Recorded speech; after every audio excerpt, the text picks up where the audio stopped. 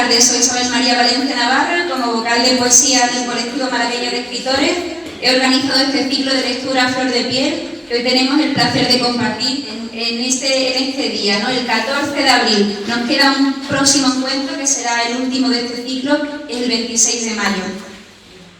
Y lo realizamos con el deseo de fusionar las distintas artes literaria, musical, pictórica y musical, dando a conocer nuestras obras a través de la lectura de unos fragmentos llenos de significado, sensibilidad y alma, que meciéndonos a flor de piel, deleita a los asistentes y nos descubra un poco más como autores y personas.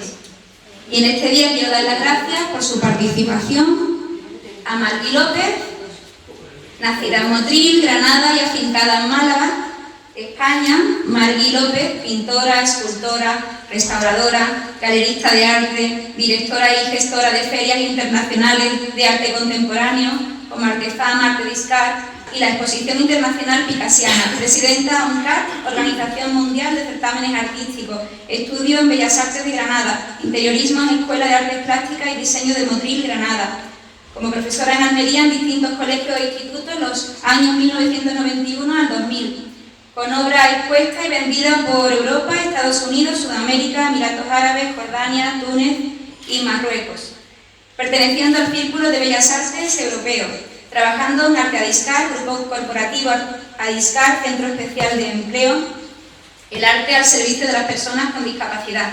Ese es el principal objetivo del artista y la emprendedora. Comienza su andadura como expositora en la Navidad del 95, siendo el óleo junto al pincel y la espátula su gran técnica pictórica sobre lienzo, donde las técnicas varían desde un hiperrealismo, realismo, Daliana, pasado por Picasso, y no podría faltar otro de sus grandes artistas, Velázquez, y sus técnicas favoritas, siendo ahora la que más usa la técnica mixta, motivada por ir creciendo y evolucionando en el mundo del arte, el cual nunca dejó de experimentar. Con un gran recorrido de premios y exposiciones, tanto individuales como colectivas, en España como en el extranjero, sobre todo en Marruecos, Túnez, Jordania, Egipto, tiene innumerables premios. Yo creo que estaría aquí hasta mañana si estoy leyendo todo lo que me ha enviado. Vamos resumiendo. ¿Puedes salir, Margui? Un aplauso.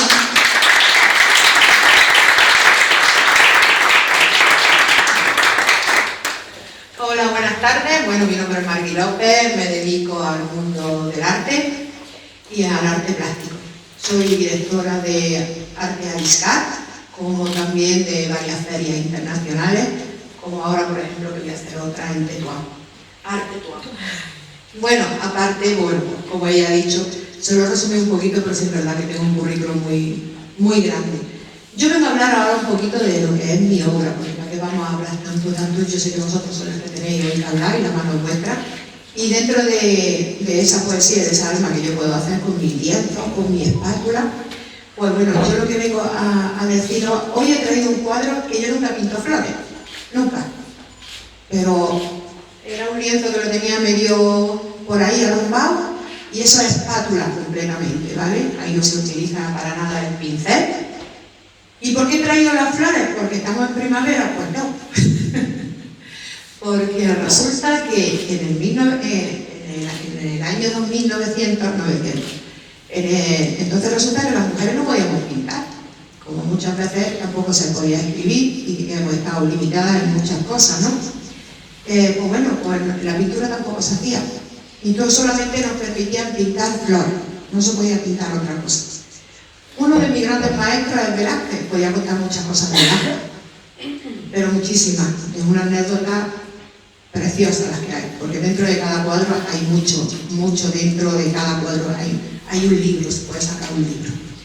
Y bueno, pues Velázquez puedo decir que la mitad de los cuadros los pintó su mujer, no los pintó Velázquez, los pintó su mujer, era una gran artista porque su padre era el gran maestro, que entonces estaba en la corte y el que enseñó a Velázquez. Pero claro, la mujer estaba prohibido, no se podía pintar, y entonces bueno, lo firmaba él. Pero muchos de los cuadros eran de ella, como muchos cuadros diferentes de lo que va en la historia de este mundo, eran pintados por grandes mujeres. Y bueno, para que veáis que la lucha aquí estamos todavía, aunque parece que estamos, pero esto todavía sigue igual, ahora pintamos lo que queramos. Yo la verdad que lo que menos pinto son flores, pinto todo, desde, como ha dicho Isabel, desde un realismo puro y duro hasta una abstracción, y la verdad que sí, porque me gusta tocarlo todo. Cualquier artista no se queda solo voy a ver algo, el estudio que hace cada vez más grande, el estudiar, el ver otras formas, otras técnicas. Yo llevaba a lo mejor alguna exposición, sobre todo porque una me llamó muchísimo la atención. Soy muy daliana, fíjate qué diferencia de Velázquez a Dalí, pero tomé afán, y cuando yo fui a primera vez al Museo de Dalí, yo vivía entonces en Almería, y salí tan corriente, tan llena de vida de allí, y yo tenía que pintar. Y allí fue mi última técnica, que es la que me ha realizado, y es lo que yo pinto ahora. Lo saqué de allí. No tenía nada que ver con Dalí, mira que me gustaba, pero en la última planta había un alumno que había sido de Dalí y pintaba diferente, no tenía nada que ver. Es lo que yo pinto más o menos también. Nada que ver, pero más o menos, ¿no? Y yo tanto me impactó aquella obra que yo tuve que salir de Almería, me vino corriendo, compré el lienzo, de verdad, lo compré allí, me tuve que venir corriendo a pintar, y ahí me desarrollé, empecé bla, bla, bla, y ahí ya me decía, es verdad, ya si alguien ve algo de mi obra, sabe que es de Marilón. Y eso para mí es un orgullo, porque no es una cosa decir, pues este cuadro lo pintó fulanito de tal, el otro es por su técnica. Eso es lo importante, que a base de estudios, de trabajo, porque es mucho trabajo, aunque creamos que el pintar, el escribir o el cantar, pasándolo bien, es mucho trabajo. Y bueno, pues nada, felicitaros a Isabel, que es la que ha hecho todo esto, a todos vosotros sobre todo. Gracias por invitarme otra vez y por contar con vosotros. Y os paso a vosotros, que vosotros sois aquí la anfitriona. Muchas gracias por todo.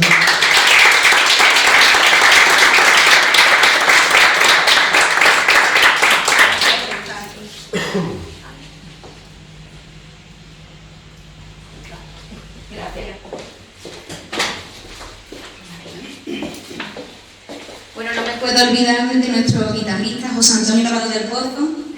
Se inició en la guitarra flamenca en el año 1963, recibió sus primeras clases de guitarra con el profesor y guitarrista Francisco Benítez. Su aprendizaje duró solo 6 meses, pero no por eso dejó de aprender y de tocar la guitarra. Su escuela fue escuchar mucha música y ver cómo se tocaba el flamenco y cómo había que acompañar a los cantadores, ¿no? ¿No es verdad? Su primera actuación en público como acompañamiento al cante fue con el artista Manuel Cabrera. Ya pasados los años ha dado algunos recitales y actuaciones con distintos cantadores y cantadoras. También serían innumerables los cantadores a los que ha acompañado.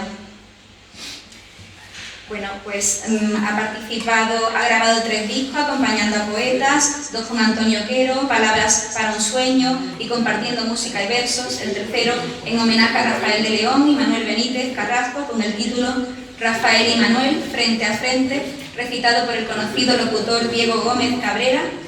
También ha colaborado en varias obras de teatro, poniendo la música Yerma, Bodas de Sangre o el sainete de los hermanos Quintero, el niño que me retira, ¿no? O me retira, ahora sí.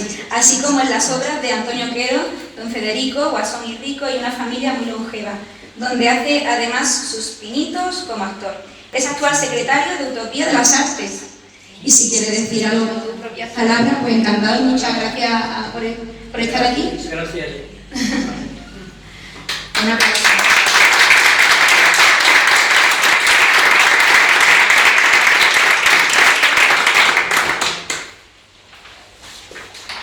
Bueno, pues pasamos al escritor invitado, Carlos Pérez Torres. Málaga, 1958. Es poeta y narrador. Licenciado en Filología con las especialidades de Inglés y de Lengua y Literatura Españolas. Ha hecho lecturas de su obra literaria en los Ateneos de Madrid, Málaga y Córdoba, además de otros lugares emblemáticos de Málaga como el Liceo, el Círculo de Bellas Artes, el Museo del Patrimonio, el Centro Cultural de la Generación del 27 y múltiples bibliotecas, casas de cultura e institutos de la provincia. Como narrador ha sido incluido en el volumen 1 de la antología 27 cuentos de narradores malagueños, Centro Cultural Generación del 27 y Málaga 1997, y en el libro Todos con Proteo, 45 creadores españoles, Ediciones del Penal, Málaga 2022. Y como poeta ha sido incluido en la antología Andalucía en el verso, Biznagas de Poesía Andaluza, Ediciones de Papel, Córdoba 2012. Ha participado en varias ediciones de la Feria del Libro de Málaga, muchos años, desde el 2008, ¿no?, hasta la actualidad prácticamente, y en una ocasión en la Feria del Libro de Madrid, 2019, presentación y firma de ejemplares de sus obras narrativas. A él ha presentado sus lecturas y prologado sus libros autores como Manuel Alcántara, Luis Alberto de Cuenca, Francisco Ruiz Noguera, Álvaro García, Antonio Garrido Moraga, Manuel Salinas, Antonio Gómez Yebra, José Luis González Vera, Inés María Guzmán, Francisco Morales Lomas, Ignacio Caparrós, etcétera, etcétera. Bueno, pues tiene muchos títulos, aquí una trayectoria también muy larga en poesía, narrativa, literatura infantil y juvenil, y bueno, y que salga él mismo y que se presente en persona. Muchísimas gracias por estar aquí.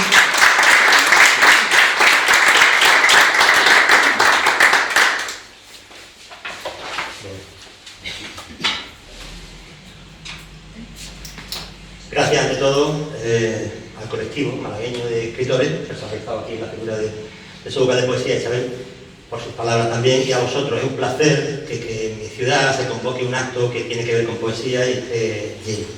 Así que me encanta estar aquí. Hablando de poesía también, yo es verdad que cultivo otros géneros, pero la poesía siempre, yo siempre digo que siempre tiene que estar ahí. El género literario por excelencia es la poesía. Es el sustrato de todo. No hay que preocuparse de contar una historia siquiera, sino solo de comunicar sentimientos, en base a emociones, porque muchos siglos y por la poesía siempre debe estar ahí. Es un sustrato que a todos nos viene de ser y de tener emociones y sentimientos, además que hay que intentar comunicarse. Yo he vuelto a trabajar en poesía, estoy escribiendo un libro, el título provisional es Horas de insomnio. Imaginaros, la amada está allí en un profundo sueño y uno no puede dormir, ya está, no sé, entonces, o bien en la cama pensando, comiéndose el coco, revisando cosas de la convivencia, o se levanta y se pone a fumar, o a ver fotos, o a escribir, cualquier cosa. Entonces, muchas de las cosas que pasan por la mente del poeta insomne están recogidas en ese libro. Hay mucha diatriba, la poesía hay que defenderla per se, quiero decir, hay mucha, yo no me gusta escuchar que la gente casi se pelea entre los partidarios del verso libre y los versos sujetos a cadencia, a rima, métrica y tal. Eso es falso todo. Yo siempre he pensado que la poesía, el aliento poético está en un texto, pero no depende del continente. La exclusividad no es buen camino para nada, y en poesía mucho menos. Entonces, para intentar demostrar esto en este libro que estoy pergeñando ahora, del que voy a leer material inédito todo el rato, estos minutillos que Isabel me concede, pues al principio hay un bloque de verso libre. Después hay un segundo bloque de versos blancos, que tienen métrica, pero no rima. Luego leeré un poema también con rimas sonantes, combinando estas sílabos y decasílabos, y terminaré con un par de sonetos para no extenderme más del tiempo que hay asignado. Desencuentro. A veces me sorprende tu envergadura, tu instinto de fiera, y saltas sobre mí, tal un geyser o un resorte, felina, agazapada como estabas, al cruce de un gesto extraño, con un brillo metálico en ti desconocido, pronta como un descubrimiento súbito que impusiera entre los dos el aura arcana de un recelo mutuo, distancia preventiva que enfría y separa. A veces no reconozco las sombras que te cubren o te ocultan, un timbre que no es el tuyo, no distingo la estela familiar de tu esqueleto, el fantasma cotidiano que de ordinario me ampara. No percibo más que surcos en la lisura de la convivencia, la tizne que embadurna una rutina de capas superpuestas a conciencia, un mapa, un laberinto, un triste escalofrío por las venas, más manchas de humedad, un moho sin control que invade el tuétano al paso desbocado de una alarma que anuncia, que amenaza, que amaga con indicios de carcoma, la podre que se asoma poco a poco. A veces me da miedo el animal que habita en tu subsuelo y corro a refugiarme en el silencio como ausente de mí para imponerle un veto a las palabras que pudieran amansarte, un freno a las heridas hipotéticas, la tregua al desencuentro momentáneo. Mas todo cesa al fin, sin un motivo, al soplo milimétrico de un paso, sin una explicación, graciosamente, sin jaques, sin enigmas. La luz se recompone en tu figura con solo un parpadeo. De pronto reaparecen los acordes, las piezas que encajaban y vuelves a ser tú, la omnipresente, el ancla y el timón de nuestro hábitat, la musa, la inconsútil, la llave y el motor de nuestra empresa, y el aire se renueva sin esfuerzo, y el ánima se puebla de hermosura, y vuelven el contacto y las palabras, la médula espinal, ay, de tu misterio.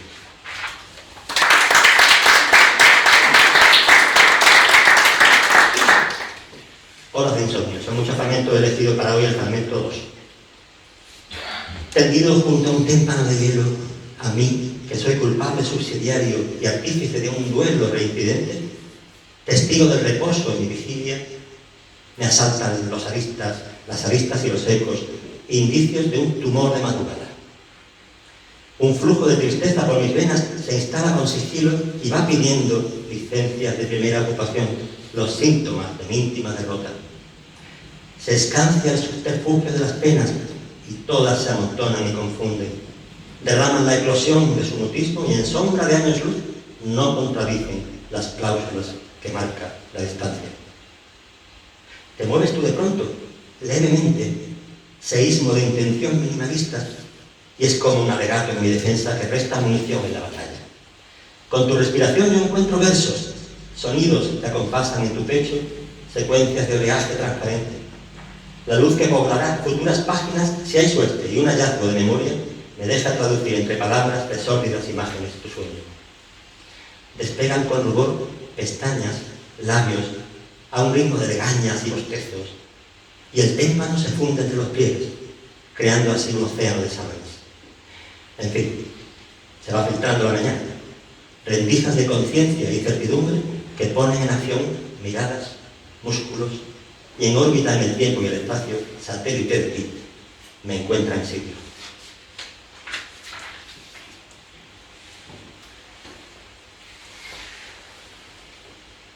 Da gusto estar contigo, se hace bueno.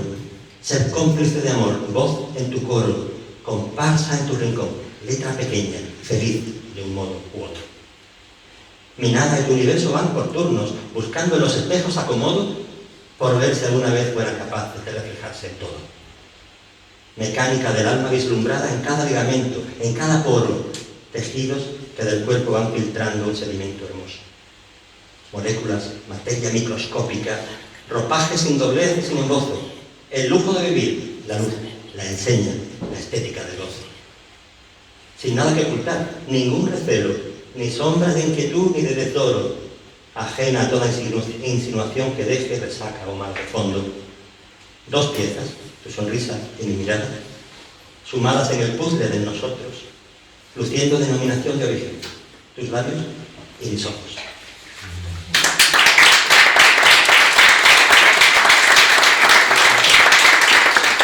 Bueno, 28 versos más, son 2 sonetos para terminar. Habitación de hotel. Abajo, en el jardín que hay junto al río, aromas de jazmín y jacaranda. Los dos puntos de fuga en la baranda, arriba hombro con hombro, tuyo y mío. Proclive a la aventura, al calofrío, al fuego, el corazón se me desmanda, y el cerco que el neón de hotel agranda aviva un nuevo incendio del estilo. Sin besos ni palabras, de la mano, entramos al temblor del dormitorio con prisa y nerviosismo adolescente. El tiempo aquel no queda tan lejano. Aquí se envuelve en otro envoltorio, urgido de un amor que no es urgente.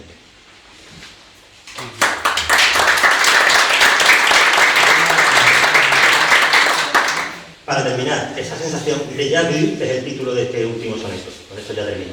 Esa sensación seguro que la habéis vivido, a mí me ha pasado. Es como estar descubriendo que algo se repite, una escena que tú casi vas telegrafiando, sabes lo que va a ocurrir y lo que va, el movimiento que va a hacer y la palabra que va a decir y se cumple, increíble. Déjà vu, al principio de nuestra relación hubo un momento parecido. Estoy pensando lo que da de decir después de tantos años una mirada. Bueno, no me enrollo.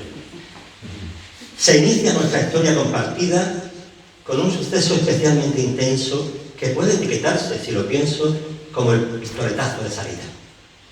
El humo, tus amigos, la bebida, la escasa luz del faro, el aire denso, el ritmo de la tarde era propenso a ver alguna escena repetida. Yo había descubierto en tu mirada un brillo misterioso, tal vez triste, y al punto anticipé tus movimientos. Sentí una especie de corazonada, y en ese instante exacto a mí volviste tus ojos despaciosamente lentos. Muchas gracias.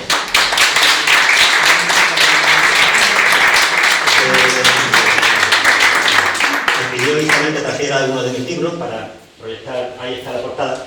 Esto es material inédito, como digo, pero si queréis conocerme un poco más como poeta, este libro se publicó hace algunos años, el año 19, y compendia, que es una antología, como el título se resta el título, compendia un poco lo mejor, que yo lo diga, de mis 27 años de producción anterior. 27 años, 27 y Málaga son dos conceptos que en literatura tienen mucho que ver, no hay que explicar mucho por qué.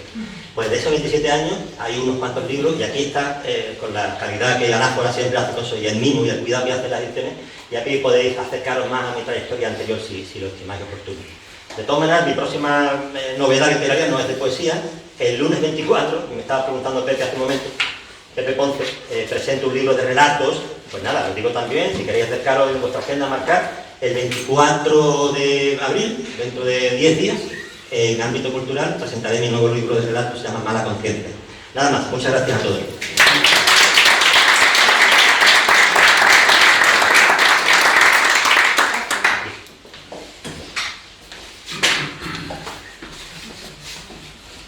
Bueno, la rosa de mi guitarrista está aquí. Que no sobrevive. Guapo. Vamos. Pasamos a Carmen Trella, malagueña licenciada en Ciencias Empresariales y gran aficionada a la lectura. Encontró desde niña en la escritura una forma de expresar sus inquietudes y visión de la vida. En sus novelas trata de plasmar lo cotidiano, lo real, destacando aquellos temas que le preocupan o le provocan emociones especiales, destacando el papel de la mujer. En un mar de olivos es su tercera novela, inspirada en hechos y personajes reales que transforma en una ficción intimista, emocional y profundamente humana. Está basado en hechos reales y en testimonios de personas que vivieron la época de principios del siglo XX, así como la Guerra Civil Española y la posguerra, una trama principal y varias secundarias que le dan un aire dinámico con giros inesperados y cuyas historias y personajes despiertan multitud de sentimientos en el lector, con los que suele sentirse de alguna forma identificado por sí mismos o a través de algún familiar. Un viaje hacia el pasado donde se mezclan amor, desengaños, secretos, mentiras y supervivencia, descubriendo a una mujer fuerte, decidida y luchadora. Una novela inspirada en personas reales, que rinde homenaje a la mujer en general, pone en valor el trabajo en el ámbito rural, así como la capacidad de las personas para sobrellevar la vida cotidiana en situaciones extremas. Anteriormente publicó El pintor de lágrimas, 2016, Luchando, 2003. En sus obras pictóricas imprime una optimista visión de la vida y todo aquello que le despierta interés y belleza. Desde 2012 decidió dedicarse a su siempre inquietante vocación artística, en concreto a la pintura y la escritura. Ha realizado numerosas exposiciones individuales a lo largo de la provincia de Málaga y colectivas en varias provincias del territorio nacional. Durante 3 años ha dirigido su propia galería de arte. Ha producido, dirigido y presentado durante 1 año el programa de televisión Más Cultura, que continúa actualmente como canal de difusión cultural en redes sociales. Como gestora cultural ha organizado recitales poéticos, presentaciones literarias, encuentros de pintura. Recibió la Medalla a las Letras 2016 de la Academia de las Artes y las Letras de Málaga. Bienvenida y gracias por estar aquí.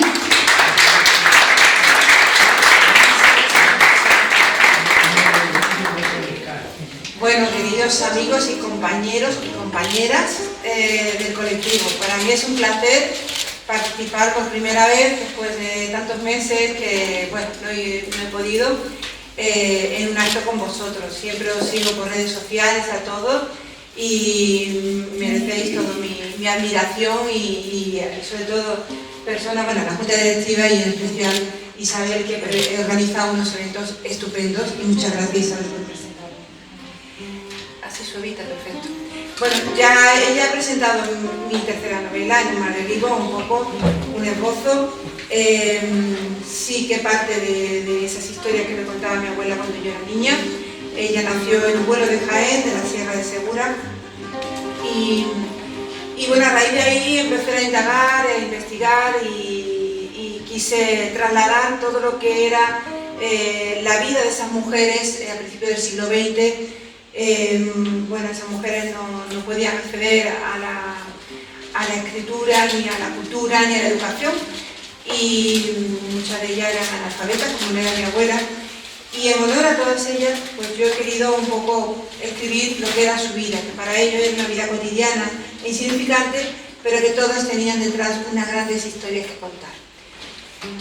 Voy a leer 3 pequeños trocitos de la novela, que bueno, la novela empieza desarrollándose en ese pueblo de la serranía de Sierra Morena, de Segura, en Jaén, pero después la protagonista se traslada a Málaga justo en la época de la Guerra Civil Española y vive lo que es la guerra, la posguerra aquí en Málaga. Entonces, haciéndome referencia a esa primera parte de cómo era el mundo en el tema de la recolección de la aceituna, el mundo rural, pues dice así un trocito. Aún no había salido el sol ni el gallo había cantado. Quizás por el frío, cuando los trabajadores tenían ya preparados sus talegas y canastos, un trozo de pan y algún chorizo, tocino o porción de queso, en el mejor de los casos, dispuestos a salir al gélido campo. Los hombres solían acompañarse de una botella de vino a compartir. Unos días la llevaban unos y otros días se turnaban los otros. Un café de cebada tostada o de chicoria, hecho en forma de puchero, aguado pero caliente, para la fría noche, y un trozo de pan migado, era lo que se echaban al buche antes de comenzar una de las muchas y duras jornadas durante las que las horas se deshacían eternas, mientras los sabañones les destrozaban las manos y los pies.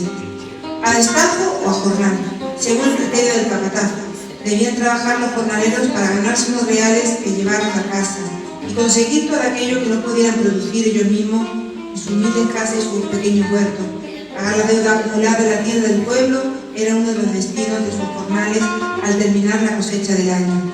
Tener un cerdo que sacrificar durante la época de matanza era un lujo para algunos y unas gallinas de las que obtener los huevos que pudieran vender en el mercado o a otros vecinos, una suerte que muchos anhelaban.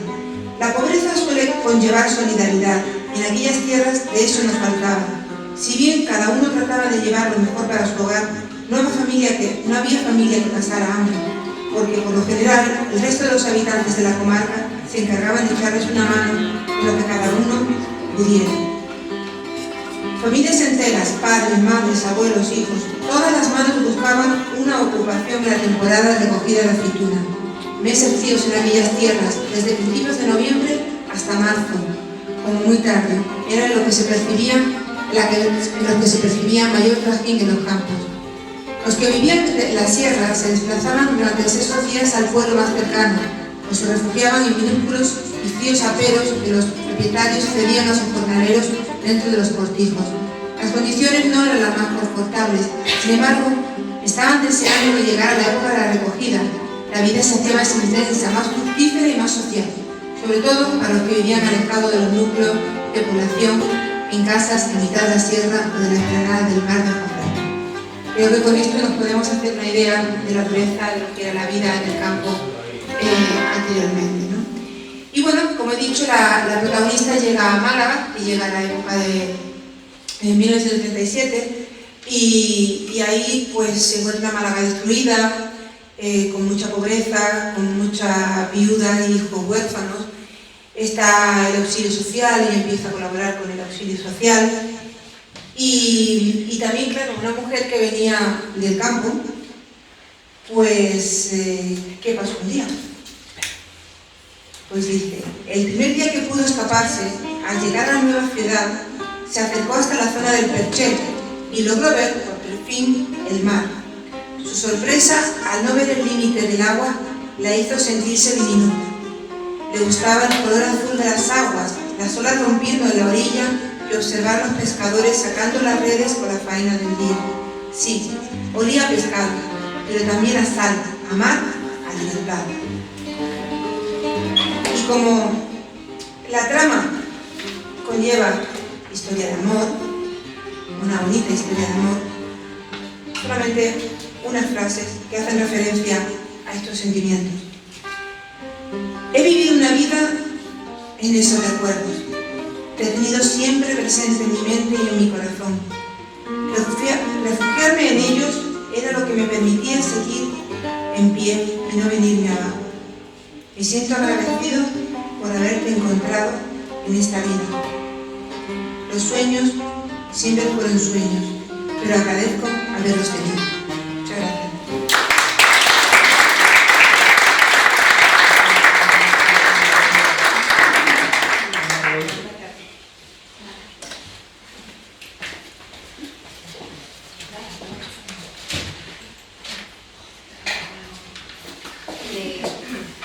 De Clemente tengo que decir que le ha surgido un imprevisto familiar fuerte y bueno, pues no ha podido venir.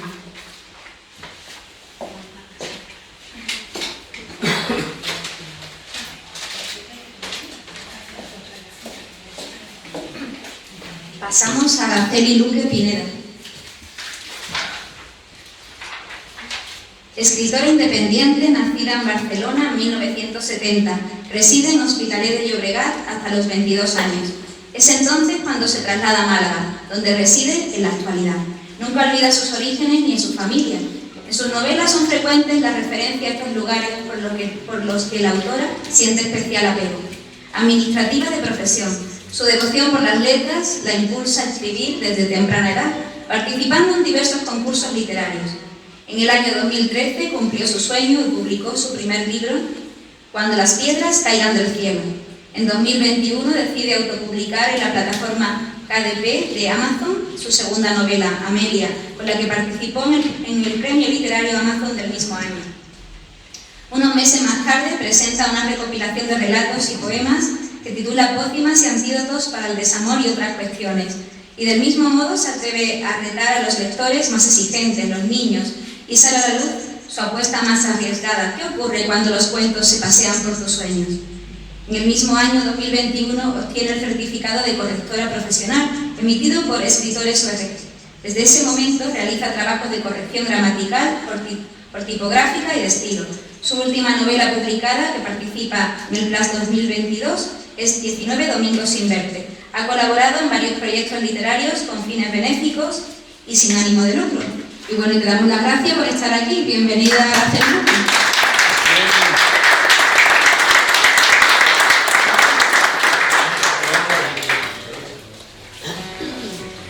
Gracias, Abel, por invitarme. Bueno, yo presento mi novela 19 domingos sin verte. Es una novela escrita a dos voces. La voz masculina tiene una narrativa normada, como la narrativa a la que estamos acostumbrados, y la voz femenina escribe en verso. No tiene una rima concreta ni una métrica, pero es mi manera de diferenciar ambas voces. Voy a empezar desde el principio y voy a leer un par de fragmentos. El primero, un impulso extraño.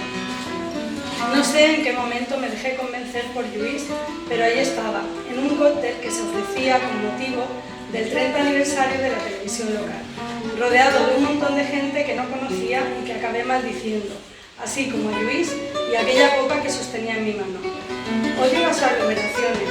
No sé cuándo empecé a detestarlas. Solo sé que lo único que siento en estos casos es la necesidad de salir corriendo. Lluís y su empeño por sacarme de mi mundo. Y yo, que no sé decir que no a ese amigo que siempre está ahí, a mi lado desde que éramos niños. En este preciso instante lo busco con la mirada y veo que es el centro de atención de media decena de mujeres espectaculares. Sonrío al comprobar que mi amigo no cambia. Observo cómo se desenvuelve como pez en el agua, como si hubiera nacido para conquistarlas. Sabe justo qué decir en cada momento y ellas se derriten ante ese hombre de 1,90 m con ese pedazo de físico y esos ojos de un extraño azul marino intenso. Lo admiro, en serio, y no puedo dejar de sonreír a pesar de sentirme fuera de lugar. De repente reparo en alguien más. Está muy cerca, pero parece no apreciar al don Juan que tiene al lado. Mira su reloj mientras sostiene una copa en la otra mano. No puedo evitar ir hacia ella. Es un impulso extraño, y más extraño aún. Me ha visto y viene hacia mí. Despacio, igual que el ritmo que marcan mis pasos.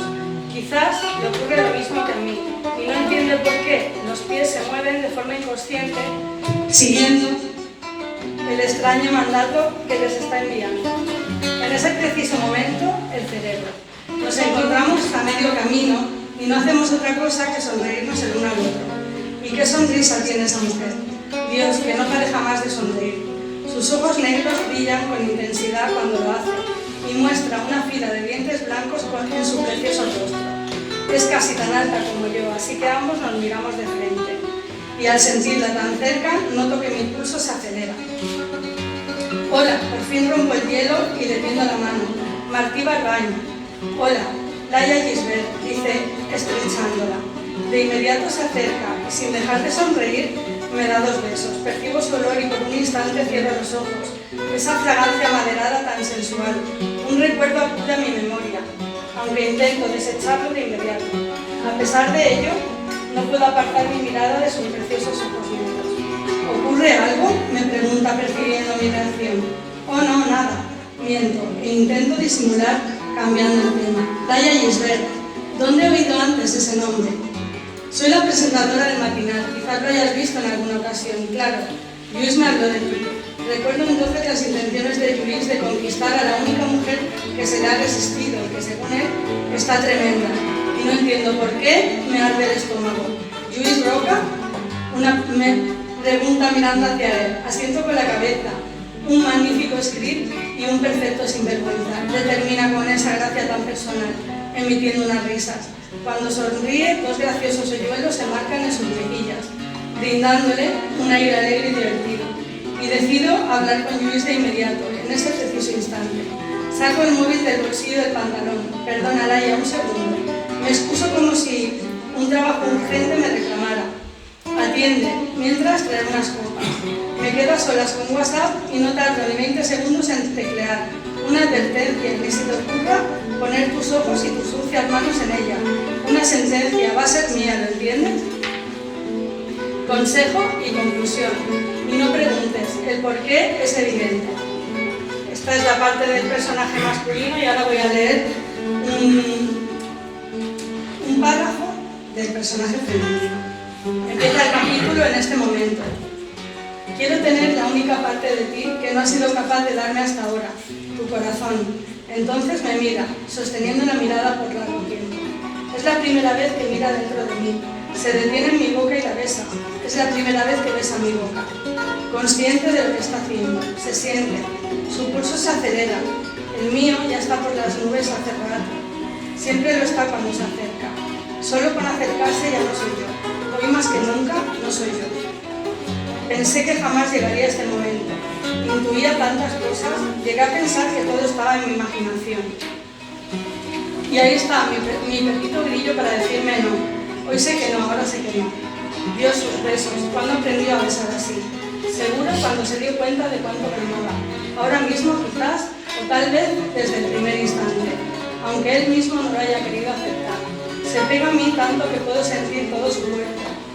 Sus vaqueros se tensan y puedo apreciar esa misma excitación en mí. Esta parte de él la conozco de sobra.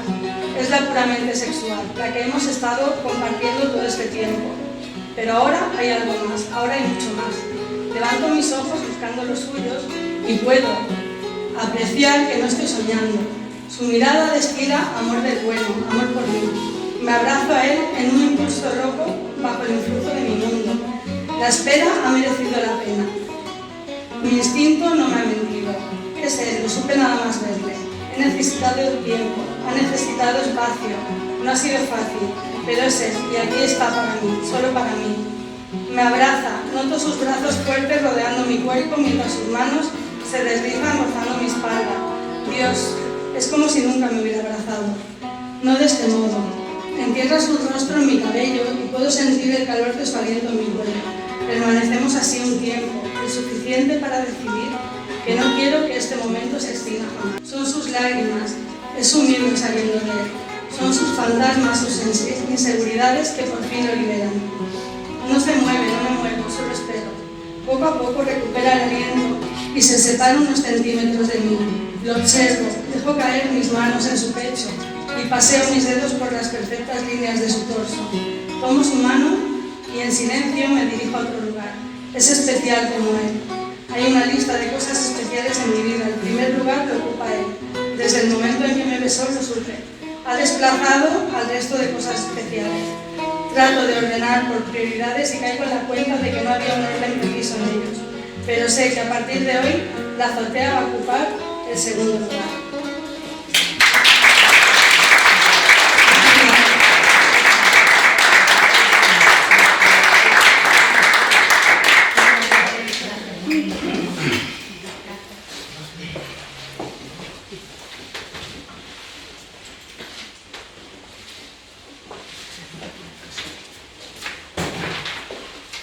Carmen Campos. La escritora española Carmen Campos nació en Málaga, donde creció y desarrolló su gran amor por su ciudad y su gente. En el presente, madre de 2 hijos, y comparte su tiempo colaborando con el Ayuntamiento de Málaga, siendo coordinadora del Instituto de Enseñanza Secundaria, además de pertenecer a la prestigiosa Hermandad de la Virgen del Carmen de Huelin. En 2019 publicó su primer libro, el poemario a la Virgen del Carmen de Huelin, de quien ha sido devota desde muy joven, incluyendo una serie de poemas dedicados a la llamada estrella de los mares y patrona de los marineros. Es autora de varios libros: Poemario a la Virgen del Carmen, Guía pintoresca de Málaga, Viajando en el tiempo. Entre el mar y la casa de papel, este libro nos cuenta la singular historia de la pintoresca familia de la escritora malagueña Carmen Campos, quien con sumo orgullo nos presenta su tercer y más reciente libro. En esta oportunidad nos brinda un colorido relato cargado de amenos episodios, personajes y curiosidades, con el fin de revivir a nuestra Málaga de siempre y deleitarnos con su gente, su cultura y su geografía. Les invitamos a disfrutar de esta amena narración, ubicada entre mares y tierra adentro, salpicada de nostalgia y adornada con gratas e inolvidables anécdotas tradicionales, locales y andanzas. Sus libros pueden conseguirse en Amazon. Es miembro del colectivo malagueño de escritores y puede salir, Carmen. Gracias por estar aquí.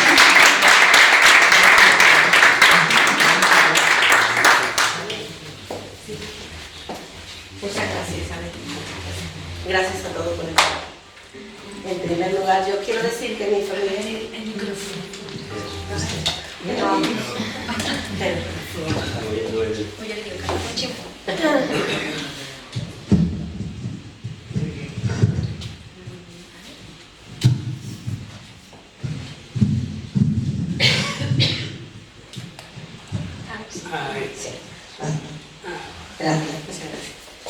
Quiero decir que, bueno, yo provengo de una familia muy humilde.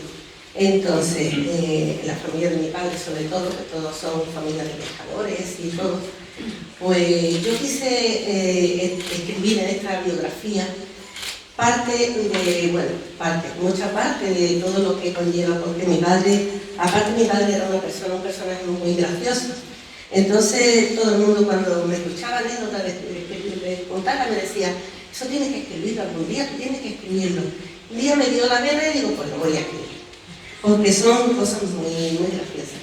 Entonces, pues voy a empezar por las cositas que hacía él, que eran cosas muy... empiezo por aquí, por ejemplo, donde dice, porque él era una persona que le gustaban muchísimo los negocios, le metía mano, él era capaz de vender humo, él hacía todo. Y dice: en el tiempo mi padre llegó a ser dueño de un kiosco, en realidad vendía casi de todo, porque lo mismo que te vendía una gaseosa o unas verduras que un queso. Era tan diferente a los kioscos que hoy existen y que por otro lado ya tienden a desaparecer.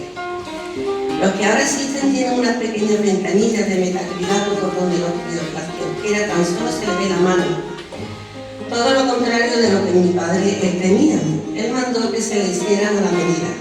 Era bastante grande, lo recuerdo también, que hasta pareciera que estuviese delante de él. Tenía un gran mostrador de madera noble, donde facilitaba a las señoras poder depositar la compra, con unas barras interiores a donde depositaban o imprimían el género que en ese momento él estaba vendiendo. Lo tenía barnizado oscuro y para abrirlo tenía una compuerta que salía hacia arriba y se enganchaba por los dos lados de ambos, y una puertecita lateral por la cual accedía al interior de dicho kiosco. era tan grande por dentro que yo recuerdo que algunas noches se iba allí a dormir, tal vez era que discutía con mi madre.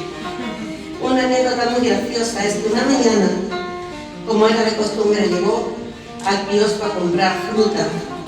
Una solterona, como siempre se decía la señorita, doña María, como la llamaba mi padre, era una señorita muy repipi. Esto que estoy contando es verdad todo, era en el camino de Antequera, antes de llegar al hospital Calvario. Sí. ¿Por allí vive mi familia? Sí, más para arriba, en la mediación. Entonces, pues bueno, esta señorita, ella era clienta de él. Y entonces, pero es que él tenía unas cosas que... Entonces, una mañana, como de costumbre, llegó al kiosco a comprar fruta. Y, como la llamaba mi padre, la señorita doña María, que a todo le sacaba defecto. Ese día le compró algunas frutas, concretamente uvas, y se fue. Al rato regresó otra vez y le dijo: Antonio, aquí estoy otra vez. Es que me ha dado unas uvas muy verdes. A mí me gustan más doraditas. A lo que él le contestó: eso tiene arreglo. Deme el cartucho, eso lo arreglo yo. Ya me lo arreglo. Entonces, dándole la espalda a la señorita María, sacó del cartucho el racimo de uvas y, sin que ella lo viera, lo puso así en alto, donde daba un rayito del sol. Al rayito del sol, las uvas se ven más doraditas, pero eran las mismas. Y entonces le dijo: ¿le gustan estas? Y ella le dijo: esas, así me gustan. Bueno, perfecto. Esta es igual de grande. Se lo lleva, lo metió en el mismo cartucho y se lo lleva. Y esa se la comió gusto. Como tratante de animales, porque hacía de todo. Él iba a la feria de ganado, compraba animales, girola, donde fuera, los dejaba allí, y había siempre una persona que él conocía, se los traía por la carretera a los 2-3 días. Bueno, pues compraba burros y resulta que había algunos que los vendía 2 veces. Y vosotros diríais: ¿cómo vendía los burros 2 veces? Él los vendía 2 veces. Algunos los vendió 2 veces. Podría asegurar porque yo era chiquitita, pero no. Entonces, pues esas eran las cosas de mi padre. Pero, amigos lectores, si creéis que ya lo habéis visto todo, que va. Aún hay más.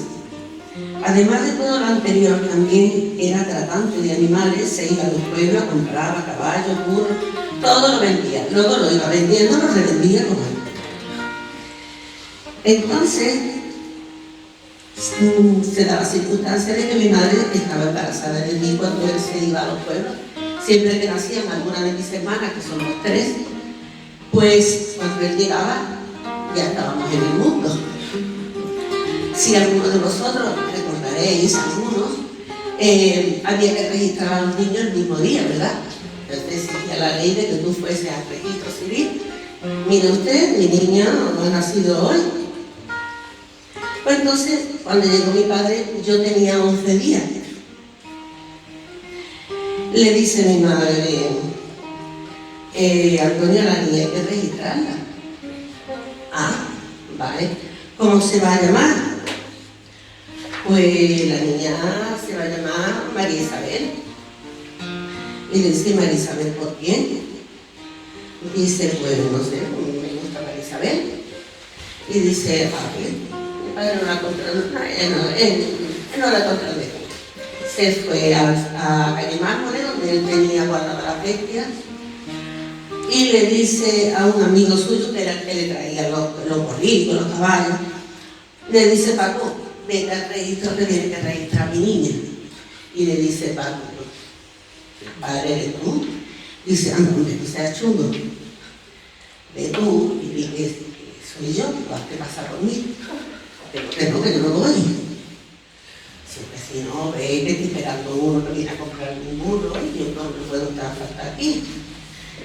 Dice: vale, ¿y cómo se va a llamar? Dice: la niña, mi mujer quiere que se llame María Isabel. Dice: vale, cuando llegó al registro civil, Pues resulta de que llega allí y después de una cola como la que se formaba en los registros, con una ventanilla, un hombre detrás como algo, y le dice, ¿cómo se llamaba? ¿Cómo era? Ay, madre mía, que se me ha olvidado. Ay, madre de mi alma, que se me ha olvidado. Cuando llega a la ventanilla, le dice, usted vendrá a registrar un hijo, ¿no? Y le dice, sí. Dice, ¿niño o niña? Dice, no, niña.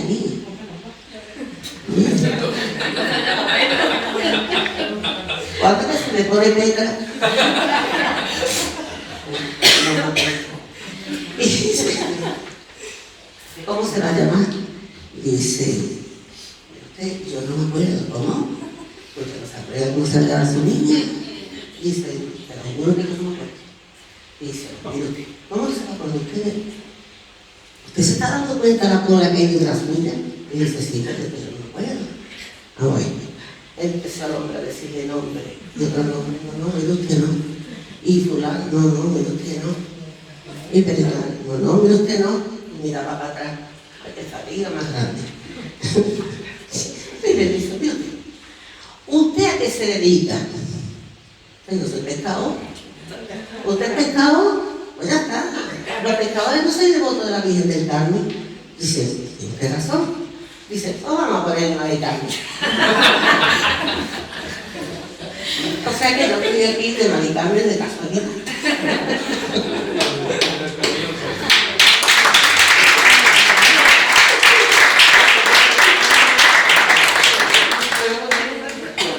Como me ya voy cogiendo un poquito. Vale.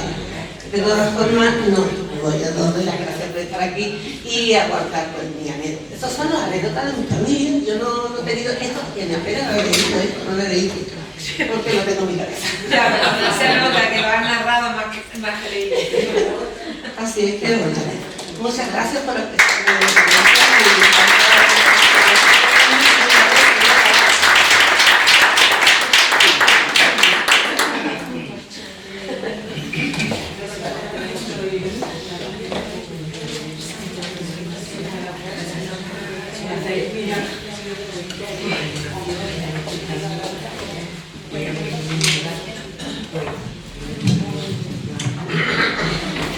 Francisco Campos, nacido en Cártama. Francisco Campos Rojo tiene 77 años, es autor de 5 novelas, una sexta que pronto verá la luz, y diversos relatos, poemas y guiones de cine y televisión. Es miembro activo del colectivo malagueño de escritores y su labor es la de aunar esfuerzos para beneficiar a ciertas ONG, sus proyectos solidarios, ¿no? Que puede salir Francisco Campos. Un aplauso, muchas gracias.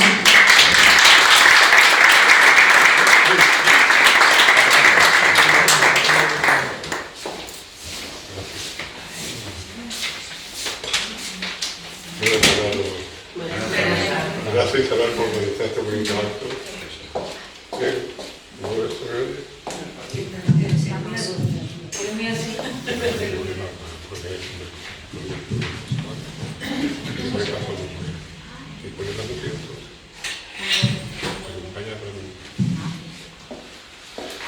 Bueno, el Eclipse de los Sueños cuenta la intensa y desgarradora historia de un grupo de compañeros que mantienen correspondencia con sus madrinas de guerra durante el enfrentamiento de las dos Españas en la primera mitad del siglo XX. Por si alguien desconoce el papel que jugaban esas madrinas, le diré que con sus cartas entretenían, alentaban, seducían o ilusionaban al otro lado del frente. Seriamente enamorados, acabada la guerra, muchos de aquellos supervivientes decidieron ir a conocerla. Algunos se ennoviaron o se casaron con ella, otros consolidaron su amistad y otros muchos se decepcionaron al descubrir que no eran los únicos. En numerosos casos las chicas eran muy mayores, estaban casadas o comprometidas con otros o habían desaparecido en las trincheras, en las cárceles o tal vez en el exilio. La mayor parte de los remitentes nunca fueron a buscarla, pero si bien jamás la olvidaron, su nombre, su dirección, el recuerdo, la duda y el reproche por no haberlo hecho siempre permaneció vivo en sus corazones. Lo que a mi mujer le va a leer a continuación es la primera carta que una de estas chicas, una madrina de guerra, le escribe al protagonista de la novela. Muchísimas gracias y espero que os guste. Sí.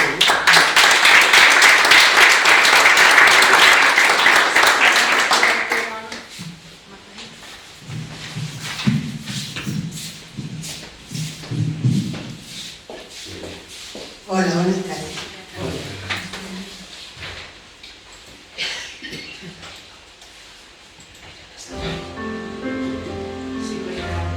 Pozo Blanco, 9 de junio de 1936. Muy señor mío, espero que se encuentre bien al recibo de esta. Yo bien, gracias a Dios. Por la amiga de su compañero Juan, he sabido su interés de tener correspondencia. No le conozco, no sé quién es, pero me hace mucha ilusión ser su amiga en la distancia. Me han contado que es usted maestro, que escribe las bonitas cartas de mi amigo Paco y que ha mostrado interés en mí porque, al igual que usted, yo he ayudado a su novia a redactar algunas de las suyas. También me han dicho que no solo ha leído mis redacciones, sino que ha comentado que le gusta mi forma de expresarme. No es que me dedique yo a escribir, solamente le apunto las cosas hermosas que a mi entender se le deberían decir a la persona amada, sobre todo si el amor está lejos, tan lejos como lo está usted. Supongo que su interés será sano y verdadero. No quisiera, por mi tendencia romántica, llevarme una decepción. No digo yo que ansíe un compromiso formal, ni un posible noviazgo, no me entienda mal. Lo que quiero decir es que si usted realmente desea una relación epistolar, estaré encantada de corresponderle. Si por el contrario no es así, sea leal e insinúelo en la próxima de Paco. Quiero que sepa que soy alegre y sincera. Tengo 19 años, mido 1,66 m de estatura y soy morena y delgada. Me gusta el cine y el teatro, pasear por las dehesas, recoger flores silvestres y meter mis pies en los cristalinos arroyuelos. Suspiro por encontrar a un valiente que me escolte allende los mares, en un imponente navío para conocer y disfrutar de nuevas y exóticas culturas.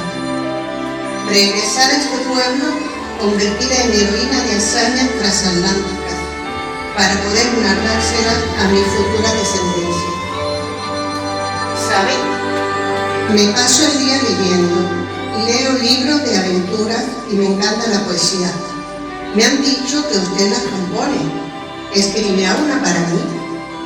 Mis autores preferidos son el romántico Goethe, la tierna Rosalía de Castro y el desgarrado Federico García Lorca. ¿Son esos los suyos, quizás? Le confieso que también quise ser maestra. Me preparé para ello, pero mi padre no me dejó ir a Córdoba para estudiar. Según él, lo que una mujer ha de hacer es casarse y tener hijos. Así que me quedé aquí en el pueblo, tal vez para vestir santos.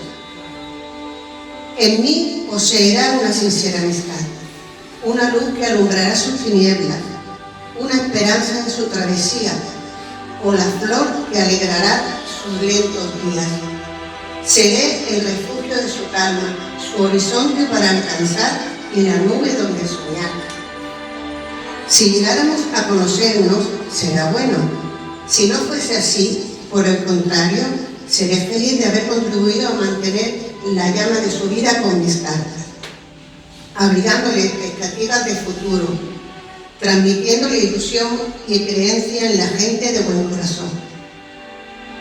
Con el anhelo de ser para usted una buena confidente, a la cual contarle sus penas, sus alegrías y sus ilusiones, se despide con toda la ternura y el afecto que un ser humano puede sentir, su nueva y sincera amiga, María.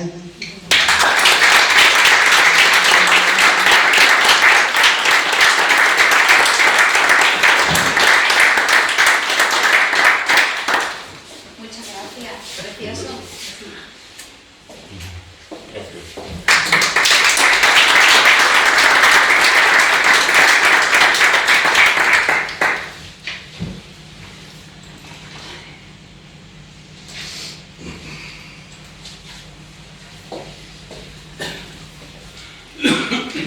Esther Cruzado. Nace en Málaga en marzo de 1966, hija del pintor y profesor de la Escuela de Arte de San Telmo, Tomás Cruzado Márquez. Desde su cuna tiene contacto con pintores malagueños, así como con escritores y poetas. Es por ello que desde pequeña se interesa con todo lo que esté relacionado con el arte. Realizó estudios de BUP y CO en el Instituto Polígono de Cártama, participando en distintas actividades artísticas, dibujo, poesía, teatro. En esta última actividad no solo experimentó en el centro docente, sino a público abierto. En diciembre de 1981 actuaron en la Plaza de las Flores de Málaga, en un escenario portátil que el ayuntamiento acondicionó para actos culturales. La fotografía artística también la cautiva y es otro de sus hobbies. En 1994 expuso algunas de sus fotos en la cafetería de la Escuela de Idiomas de Málaga, junto a jóvenes fotógrafos. Aficionada a escribir desde niña, a finales del 2001 asiste a un curso de poesía creativa impartido por Rosa María Vadillo. Es la poeta malagueña la que anima a Esther a que comparta con los demás sus poemas y sus escritos, hasta entonces recogidos por la autora como recuerdos vividos, y la anima a escribir con más asiduidad. En junio del 2002 es ponente en el Colegio Salvador Allende de Málaga y da una charla sobre poesía, así como recita alguna de ellas a los alumnos del Colegio de Adultos de dicho centro. En el 2003 colaboró en el Centro por la Paz Es Posible, donde tiene muchas participaciones. En 2003-2004 inicia su formación como ceramista. En 2008 abre su taller de cerámica y desde entonces ejerce como ceramista en él. Después de varios años consigue terminar y publicar con Ediciones Algorfa su primera novela, La herencia de los recuerdos, siendo presentada por su amigo el pintor Antonio Montiel el 4 de noviembre de 2021 en el Liceo de Málaga. Durante 2022 ha realizado varias presentaciones en Málaga y Antequera, ha participado en ferias del libro de Málaga y en otras. Y le han hecho entrevistas en prensa, emisoras de radio, televisiones locales. Bueno, es ella miembro del colectivo malagueño de escritores y puede salir. Un aplauso, muchas gracias por estar aquí.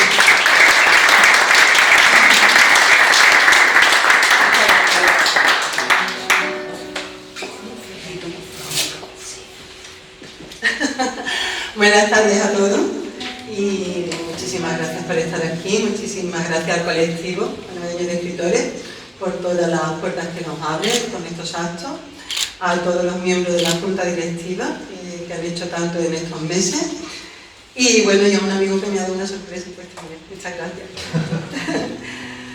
Además, él participaba como actor cuando hice esa obra de teatro que la representamos en la Plaza de las Flores y bueno, me ha emocionado verte.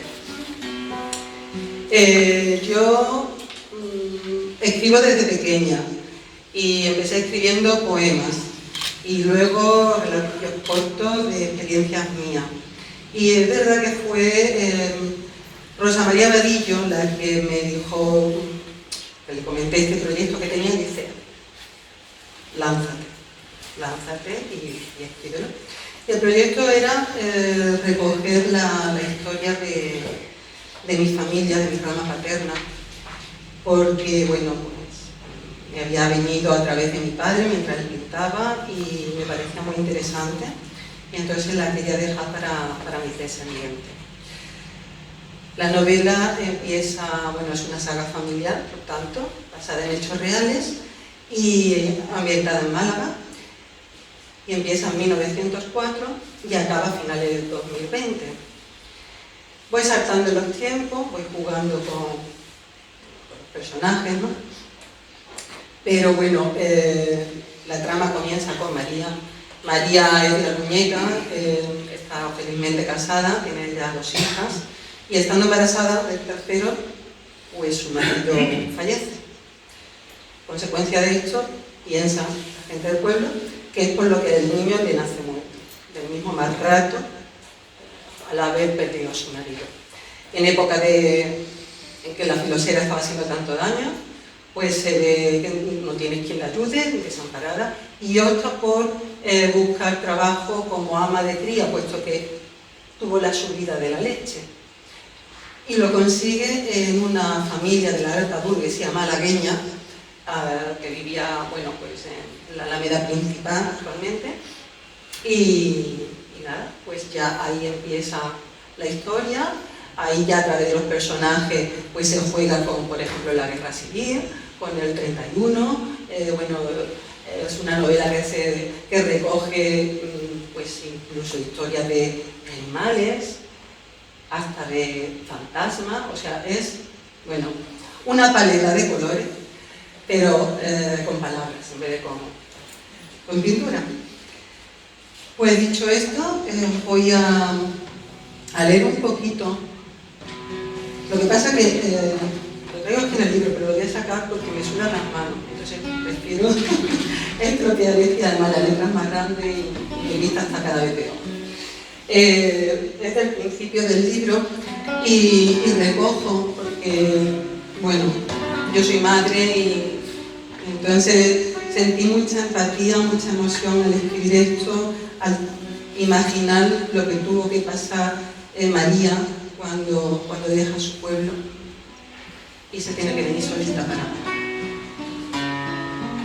El alba pareció llegar más rápido que de costumbre, y eso que prácticamente había estado en vela toda la noche. Solo al final venció el cansancio y la preocupación, permitiéndole con ello dormir algo de tiempo. Esa mañana hubo tanto ajetreo a consecuencia de los nervios que las últimas despedidas entre parientes y vecinos fueron surgiendo intermitentemente por las calles del pueblo, que la conducían a la carrera. Así llegó la hora del adiós, breve e impulsivo, tan rápido como los acontecimientos del momento. Tuvo tiempo para 1000 abrazos y besos, 1000 consejos y miles de lágrimas derramadas antes de comenzar el camino en carrera para llevarla tan cerca en kilómetros, pero tan lejos de sus seres queridos. Así de apenada partía dejando atrás lo único que el destino le dejaba por consuelo, sus hijas y su madre. Cuando la carreta echó a andar, fueron las manos como pañuelos movidas como espigas al viento, las que iban poniendo punto y final al triste hecho del adiós. Primeramente, se desdibujaron sus rostros, después fueron sus cuerpos, y así, conforme se alejaban del pueblo, este mismo se iba desvaneciendo. Quedó mirando al pueblo, vuelta la cara hacia él, evocando millones de recuerdos, porque la memoria parecía también despedirse, fotografiando en su mente cada momento vivido, agarrándose al pensamiento de que mientras recordase cada ser, cada lugar o cada hecho, podría volver a sentirlo cerrando los ojos e imaginándolos de nuevo. En su corazón fue despidiéndose de cada uno de ellos con amor, con tristeza y con miedo. Había emprendido un viaje tan inquietante como insegura y perdida se sentía en esos momentos, y se daba cuenta de que nada volvería a ser igual, salvo en sus sueños. Tenía por su suerte en la nueva vida a la que se enfrentaba, pero resuelta a sacar a sus hijas adelante, sintió en su pecho la fuerza de 1000 mujeres unidas. Era como el rugir del mar en días de invierno, cuando el cansado grita, chocando las olas a la velocidad de un trueno contra las rocas, y estas, siempre fijas, las deshace en un momento en millones de gotas esparcidas en el aire como las estrellas en el cielo. Traqueteaba el compás de la carreta por fuera y por dentro, presuroso por llegar y confirmar su nuevo empleo. De comienzo entendió las preguntas y los nervios. ¿Me aceptarán? ¿Sendrán señores dignos de respeto? Me adaptaré. Un dolor de cabeza irresistible comenzó a invadirla. Entonces concentró su atención en las playas, los acantilados, las nubes, las gaviotas, las barquitas pesqueras y el mar. Ese infinito, profundo, temible y bello mar que se funde con el cielo en el horizonte, a la vista de cualquier humano. El constante amigo de cualquier alma poeta, sea anciano, sea niño, haga calor o frío, siempre ansioso por oírnos y siempre presto al consejo. Decidió tranquilizarse todo lo posible, pues no conocería el desenlace hasta llegar y quedar volando derecho. Aquella visión marinera fue un refugio para sus nervios en ese momento. Cayó en la cuenta de que Málaga era puerto de mar. El puerto podría evocarle las playas de su pueblo y trasladarla a él en sus pensamientos en los estados de más nostalgia. Se dio ánimo a sí misma, sintiéndose arropada por la azul y salada vida durante gran parte del resto del trayecto.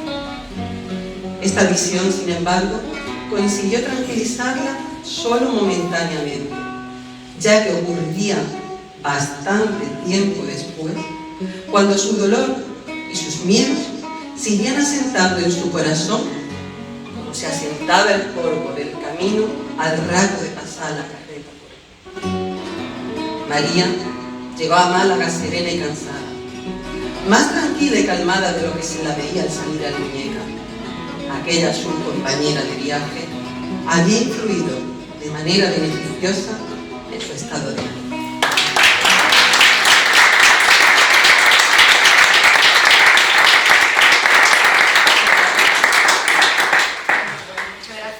Muchas gracias a ti. Ha sido un placer. Y muchísimas gracias. Yo te doy un besito también. Fenomenal, ya lo veo. Gracias a todos. Fátima Romero, escritora, novelista, psicóloga, criminóloga y curiosa. Mente creadora inmune a la hoja en blanco, novelista ecléctica con una obra publicada, y luego está Ramona, publicada en 2021, de género fantástico, ocultismo, drama sobrenatural, varias veces en el número 1, múltiple género en formato físico y digital. Psicóloga y criminóloga en lucha contra el abuso psicológico, con ponencias como defensa contra las artes oscuras, activista cultural, presentando autores en eventos, reseñando literatura independiente, investigando acerca de modelos mentales y divulgando acerca de grandes mujeres silenciadas por la historia. Bueno, próximamente nos habla de Noches de Tarot, un thriller policíaco y sobrenatural en las calles de Málaga. ¿Puedes venir, Fátima? Gracias por estar aquí.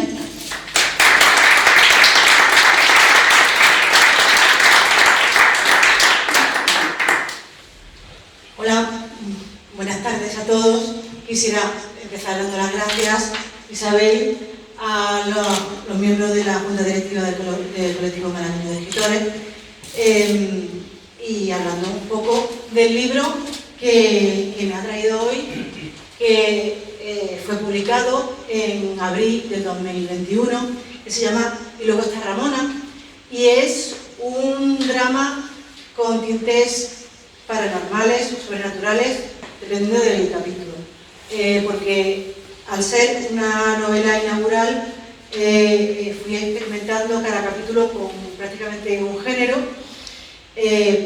para que al final hiciera un recorrido completo el lector hasta encontrarse con el despertar de esta muchacha que se llama Ramona y de la protagonista que se llama Moni, que muere en el primer capítulo, en la primera escena, y lucha por solucionar lo que parece imposible, porque es una novela que cabalga en la idea de qué es lo peor que le puede pasar para empezar, a una mujer independiente que se ha desprendido de todo para poder triunfar en la vida, qué es lo peor que le puede pasar a un adolescente, a su madre, a su familia y a mucha gente que poco a poco se irá trenzando para entender que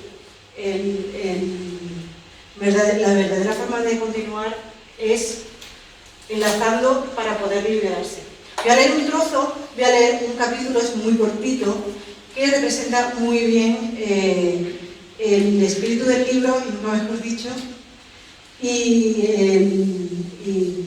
el vaivén que va pasando en cada capítulo, porque mezcla la realidad del día a día de una persona que está en recuperación física con lo que es el despertar espiritual de una persona que se da cuenta que es capaz de salir de su cuerpo cuando está durmiendo y que es el instrumento que utiliza para seguir adelante. Cerró con cuidado la puerta de su habitación, a sabiendas de cuando daba un golpe fuerte conseguía que la madre apareciera con cualquier excusa, más temprano que tarde. Pasaba todo el tiempo que podía en aquel espacio en blanco. Desde que logró subir sola las escaleras, esas 4 paredes le daban un respiro a la vida de improvisaciones y desconcierto que la dejaba incluso más agotado que las horas de rehabilitación. Sobre todo tras decidir romper con Ramona, a la mierda. Ella era ella y la opinión de los demás se la traía al fresco. ¿Qué podían hacer? Lo había dejado prístino al deshacerse de las pertenencias inútiles de la niña. Había mandado vaciar la habitación y pintarla ya puesto. Lo único que había conservado era aquella colcha blanca, satinada y esponjosa sobre la que reposaba. Se observó ahí, tumbada de espaldas, posponiendo el momento de sacarse las zapatillas, pero deseando estar descalza y poder, al fin, levantar los pies del suelo para colocarse. Aún no dominaba el arte de usar un pie para sacar el zapato contrario. Se observó un poco más a sí misma y luego volvió en sí. Moni recordaba su propia adolescencia como algo muy distinto y muy parecido a la vez. El ansia de independencia, sentirse atrapada, que la tomaran en serio, no poder hablar con libertad con nadie de verdad. Ahora era una quinceañera tipiquísima, malhumorada, incomprendida y aislada en la vida si la veías por dentro, sin ningún tipo de problema vista desde fuera. Comparada con su época de instituto, salía ganando. Entonces fue cuando perdió a su padre, su único apoyo en el mundo. De repente, sin esperarlo, se encontró sola, o peor, obligada a vivir con esa mujer. Se llevó las manos al pecho. Era otro corazón, pero el mismo dolor a pesar del tiempo, como si cortaran unas tijeras con tijeras calientes trozos de músculo. Nada que ver con los desengaños amorosos, nada que ver con el resentimiento de las fibras que son llevadas al límite. Era eso junto y multiplicado por 1.000.000, con ningún deseo de curarse, porque sería como olvidarlo. Cuando las lágrimas hicieron su trabajo, retomó el hilo de los pensamientos. ¿En qué estaba yo pensando? Ah, sí, me estaba enfocando en la ventaja. Incluso Shali y Raquel se consideraban rechazados teniéndolo todo. Virgencita de mi vida, no me des, pero ponme donde haya. Parece que había pedido, o por lo menos que le habían concedido. Ahora verdaderamente podía hacer lo que quisiera en la vida. Ese horizonte infinito llegaba incluso a intimidar. Tenía que centrarse en los objetivos a medio plazo. Lo primero era practicar esa nueva capacidad, experimentar con ella. Podía ir a cualquier parte, ya lo sabía. No había estado en el centro de la Tierra, pero eso, ¿cómo de útil podía ser? Estaba claro que era un medio óptimo para obtener información y en absoluto estaba interesada en saber más de Ramona. Ella era ella y a partir de ahora tendrían que aceptarla como era. Para controlar aquella vida tenía que saber cosas del entorno, qué había interesante, dónde estaba, cómo llegar para empezar y a lo mejor cómo irse. Pero también, sobre todo, pensaba recopilar datos valiosos de la persona, haciendo hincapié en el padre. Por más que disfrutara de las sensaciones que le daban esos celos, tenía que establecer las bases para hacer su voluntad cuando llegara el momento. Se tapó los ojos con el antebrazo, sopesando la idea de quedarse tal cual estaba. Todo movimiento conllevaba punzadas musculares, hasta respirar seguía doliendo a veces, pero no se iba a rendir, iba a conseguir domesticar el trozo de carne donde había acabado. Es más, en sus planes estaba averiguar hasta dónde era capaz de llegar ese organismo una vez que consiguiera recuperarse.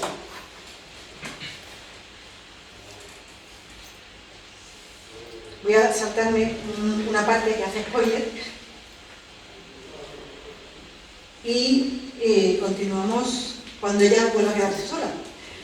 Cruzó los brazos sobre el pecho, esperando una respuesta airada, pero la madre se limitó a sentir. Luego suspiró. Yo tampoco te conozco, has cambiado mucho, ¿o no? Porque ya sabes que ya antes del accidente te habías alejado. A veces casi me alegro de todo esto por lo que nos has hecho pasar. Las maneras pueden depurarse, añadió, como si se contaba un chiste a sí mismo. No sé, ¿qué te parece si nos conocemos de nuevo? Sin que me trates como una niña, Moni vio la oportunidad y la agarró fuerte. De acuerdo, contestó sin darse prisa. ¿Quién empieza? A Moni se la golpearon las preguntas. Se dio un tiempo a pensar cogiendo el tazón con las manos y dando un sorbo largo. Se sentía muy cansada, como si el líquido dulce y caliente hubiera dejado a esas mismas características en ella. Sinceridad logró articular en su cabeza. Estaba exigiendo algo que no podía ofrecer. ¿Has puesto calmantes aquí? La madre negó primero con la cabeza y luego en el rostro y al final con la voz. Ni se me ocurriría, odio las drogas, ni valeriana, y menos a traición, y menos por lo que me costó que te retiraran la sedación en la clínica. Lo que pasa es que estás agotado. Deberías seguir durmiendo. Hoy te has entrenado del todo en la rehabilitación. Bueno, pues...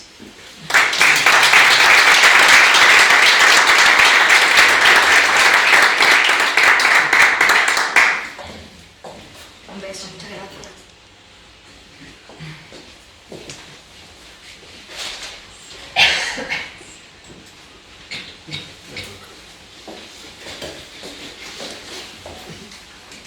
Juan Antonio Lopera. Espejo, nacido en Málaga en 1964, de profesión gestor y administrador de empresas. Cursó sus estudios en la Escuela de Formación Profesional del Ave María de Málaga, comenzando a ejercer su actividad en distintas compañías malagueñas hasta conseguir fundar su propio negocio dedicado a la prestación de servicios de marketing directo y operacional en el ámbito comercial de las grandes superficies. Complementa su círculo empresarial con la gerencia de sociedades inmobiliarias. Gran lector y amante de la cultura y esencias malagueñas, surge en su vida la oportunidad de unir en una obra sus grandes pasiones, el género de la aventura y su Málaga natal. Después de años de preparación e investigación, nace su primera novela, Malaca, una huella del pasado. Muchas gracias por estar aquí.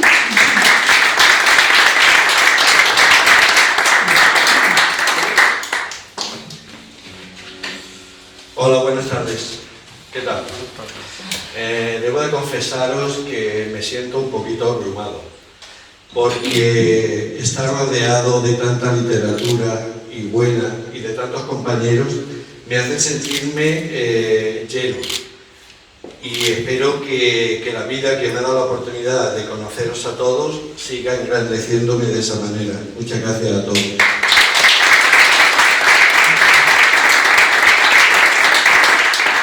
Quiero dar las gracias también al colectivo malagueño, que entre todos estamos haciendo una labor enorme, y quiero agradecerla a ella por su labor, porque es inmejorable, la verdad. Yo la verdad que soy nuevo en todo esto. Yo hace 2 años pues me dediqué a hacer una novela basado en lo que a mí me gustaba, que es el género de la aventura. Y sobre ello he escrito.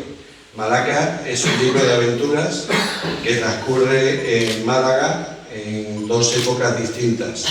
Una durante la conquista de la ciudad por los Reyes Católicos y otra en la actualidad, por unos hechos extraños que ocurren en las obras del metro de Málaga.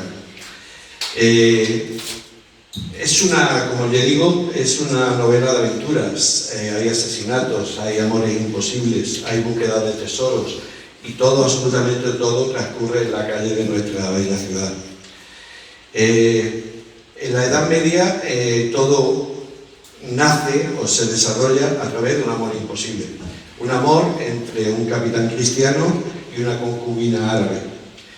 El alcaide de Málaga, que es amo y señor de esta concubina, de Yaiza, le ordena que seduzca al caballero cristiano para obligarlo a permanecer en la ciudad. El caballero cristiano, que está encantado con ella, no está seguro de que las intenciones de ella, se da cuenta de que no son las mejores. Entonces voy a leer un fragmento al respecto de una de sus relaciones que tiene. Cuando apartó los cortinajes de la entrada, buscó en la penumbra de la habitación la figura de la bailarina y tardó poco en encontrarla. Se encontraba sentada entre los almohadones del camastro. Inmediatamente ella se levantó con la gracia y agilidad que poseía. Avanzó decidida hacia el cristiano y, sujetándolo por el cuello, unió con pasión sus labios con los de su amante. Su lengua se abrió paso con ardor, jugando con su boca. Sus manos acariciaban su cara y el frenesí comenzó a invadir el alma desamparada de Lorenzo. El deseo desenfrenado de la noche anterior volvió a aparecer con ánimo de inundarlo y rebosarlo. Las manos de la bailarina buscaban ya los rincones más erógenos de su cuerpo y pugnaban entre sus ropajes para desnudar su piel. Él reaccionó y con un fuerte impulso agarró los brazos de Yaiza y los aprisionó fuertemente en la espalda de ella. La llevó hasta la cama y se echó encima impidiéndole cualquier movimiento. La miró directamente a los ojos, comprobando que su acción no había hecho sino satisfacerla, pues el bello rostro de la muchacha denotaba el intenso frenesí sexual del momento.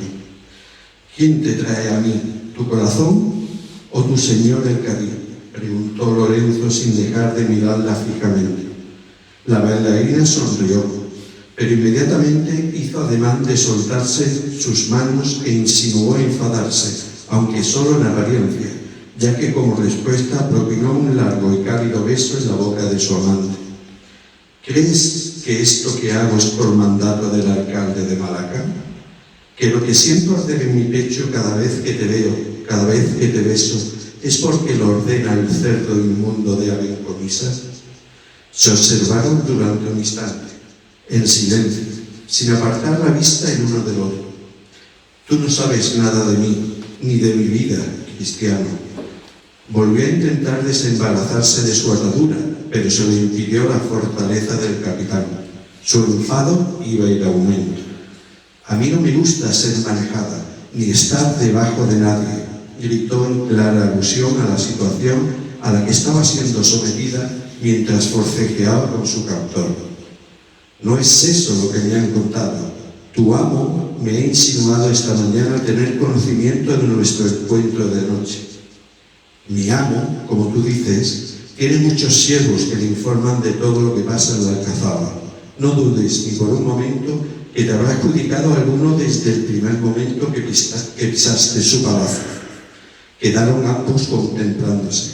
Yaiza se preguntaba si su respuesta habría conseguido vencer la desconfianza demostrada por el cristiano. Tenía que ganarse su voluntad, pues dependía de ello para lograr influir lo suficiente en él y en las futuras decisiones que tuviera que tomar con respecto a su dueño, el cadí. Además, se sentía muy bien a su lado, y la petición realizada por Abencomisas, que en un principio le había parecido detestable, se estaba volviendo placentera. Lorenzo no sabía qué pensar. El estado de ánimo que le hacía sentir Yaiza le impedía razonar de forma aceptable. Sus ojos, sus labios, ese pecho jadeante que aprisionaba bajo su cuerpo, todo en ella le fascinaba. Su instinto le decía que no se confiase, pero su corazón le hablaba de otras cosas, de recuerdos olvidados por el dolor y la angustia, de sentimientos sepultados entre llantos lastimeros. Por eso permitió de nuevo dejarse llevar, guiado por el impulso arrebatador de la pasión. Besó con delicadeza los turgentes pechos de su amada, consiguiendo que sus pezones se dejaran notar a través de la fina tela de su vestido y los sugerentes suspiros de placer escaparan de la cautivadora boca. Liberó sus brazos y buscó acariciar la piel de Yaiza, erizándose esta al contacto ardiente de sus manos. Ella le cogió del pelo y lo atrajo hasta quedar ambos rostros muy juntos. ¿Alguna pregunta más, cristiano?, le dijo susurrándole mientras le besaba. Lorenzo no contestó. No podía. Sus sentidos estaban inmersos en el esfuerzo de percibir todas y cada una de las sensaciones que recibía de la joven. Esta incrementó las caricias y abrió las piernas para facilitar la íntima unión de sus sexos. ¿No hay más preguntas?, preguntó ella de nuevo entre jadeos. El clímax aumentaba por momentos. Los cuerpos de ambos se estremecían al unísono y se agitaban con movimientos convulsos próximos al orgasmo. No hay más preguntas, acertó a contestar Lorenzo entre gritos de placer. Poco después, los dos descansaban abrazados.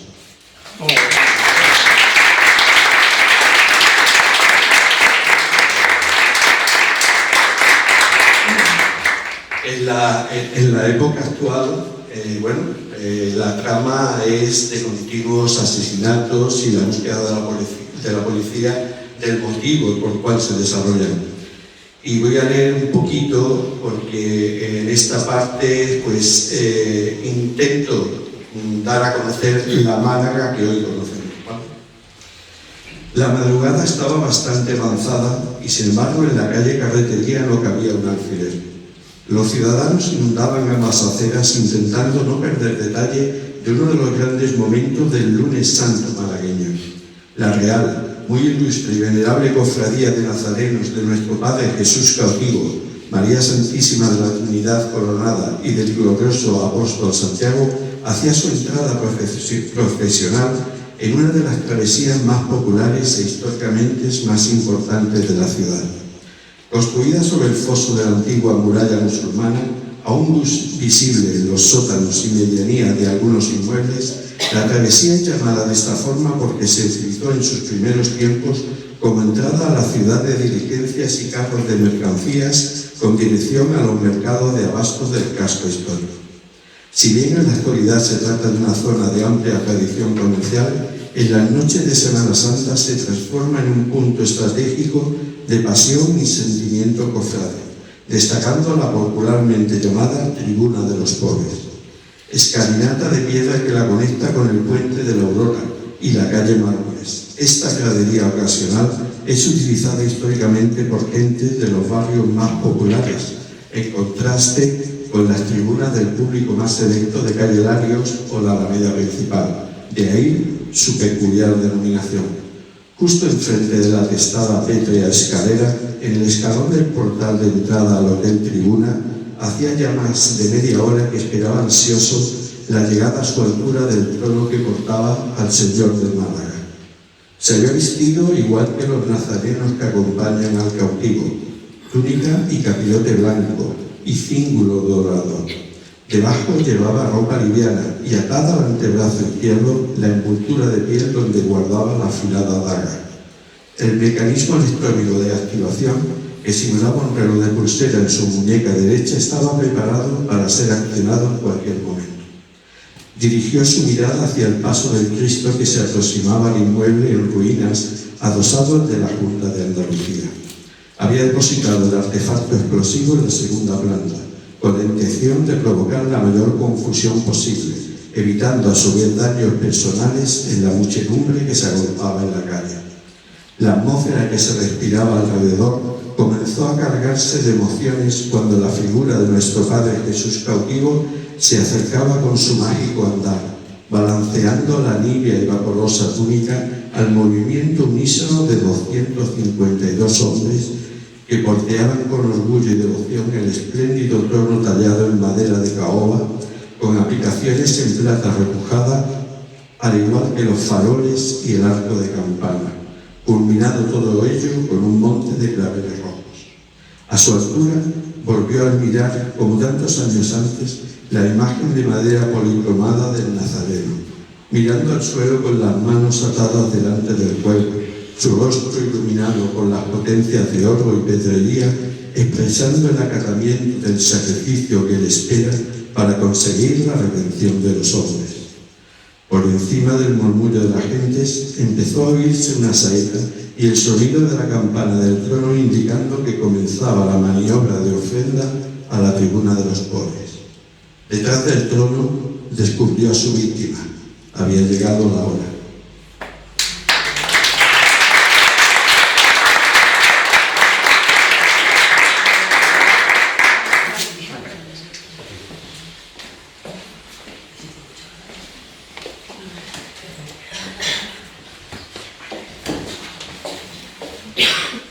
Llegamos a María González, la última que interviene.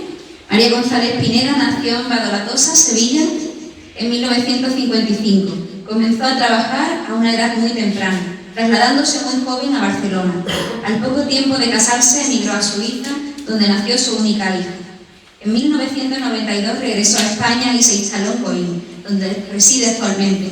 En 1998 se trasladó a una casa en el campo, donde la monotonía del lugar la sumió en una gran tristeza y soledad hasta que descubrió la escritura, encontrando la motivación necesaria para huir de esos sentimientos que desaparecieron entre las letras. Desde entonces no ha dejado de escribir.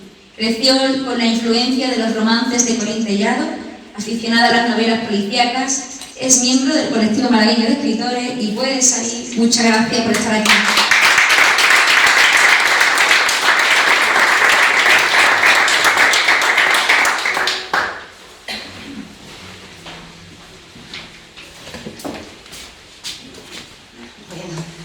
Muchas gracias, Isabel.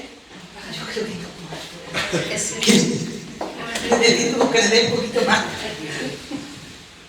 ¿Así? Sí, bueno, pues nada, quiero darte las gracias y al colectivo malagueño de escritores por este momento tan especial que estamos todos reunidos, que son los ejemplos, las letras, que son lo más importante. Yo esta novela, pues empecé a escribirla en el 2013. La verdad es que me costó mucho trabajo porque me faltaba información de la época y la posponía una y otra vez porque no encontraba suficiente material para poder terminarla.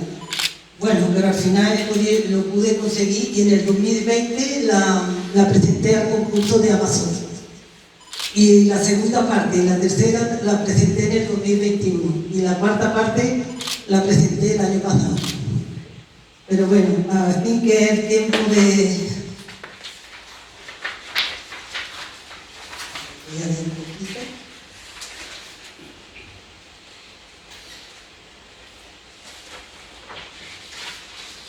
Civilizaciones perdidas en remoto universo, en un tiempo de reyes y princesas donde las tribus se enfrentaban a interminables guerras. Año tras año, los reyes de los pueblos luchaban en numerosas contiendas que no tenían fin. Reinos que desaparecían bajo la mano de los soldados comandados por los reyes más fuertes. El rey de Iskander era uno de ellos y se enfrentaba con valor a las situaciones bélicas y gran hazaña, sin miedo a la muerte ni a lo que lo hicieran prisionero. Un día quiso enfrentarse a una tribu que encontró en su camino. Cuando el monarca de dicha tribu se dio cuenta que iba a ser atacado, mandó un emisario para pactar una tregua, porque no hubiese derramamiento de sangre. Cuando Iskander fue llevado a la tienda, vio sentada a su lado, al lado de su madre, la mujer más bella que había visto en su vida. Lo que le llamó la atención fue sus cabellos dorados, como la arena del desierto. Sus ojos eran como el mismísimo cielo. A cambio de no atacar a la tribu, el rey pidió ser esposado con ella, a lo que el padre aceptó. Aquel pueblo consiguió mantenerse en paz mientras el rey luchaba por todos los lugares vivientes hasta que nació su única hija, la cual era el vivo retrato de su madre. Eso hizo cambiar al rey de actitud. Dejó de luchar para volver a su hogar con su esposa e hija. Su reino se encontraba escondido entre montañas en los confines más infinitos de aquel universo. Su ejército se encaminó a sus tierras, que eran llamadas las de Iskander por ser el soberano. Cuando llegaron a su lugar de origen, sus súbditos se quedaron alucinados cuando conocieron a su reina. Más aún quedaron prendados de su belleza y su piel blanca con aquellos cabellos dorados tan diferentes a ellos. Ellos eran de piel morena y cabellera oscura como la noche, pero aún estaban extrañados porque su única hija primogénita era igual que su madre. Unos años después, la reina murió de una terrible enfermedad, dejando al monarca y a su hija solos. El rey de Iskander solía viajar al reino del agua. Muy a menudo le gustaban aquellos parajes. Allí recordaba lo feliz que había sido con su esposa, porque la reina se había enamorado de aquellas tierras tan hermosas. Por decisión del rey, la sirvienta de su esposa, llamada Sonsaila, sería la que se encargaría de cuidar a la pequeña tras la muerte de su madre. La princesa estuvo por mucho tiempo en el reino del agua, en una torre solitaria, en el centro del bosque, con un herbolario que le enseñó todos los secretos de la naturaleza. Cuando la princesa cumplió 15 años, su belleza brillaba radiante y su mirada de cielo se apreciaba entre los velos con los que cubría su rostro. A medida que crecía, cada vez era más bella y sus ojos tomaban un color azul reluciente y muy brillante. Su padre la desposó con un rey anciano de otro reino.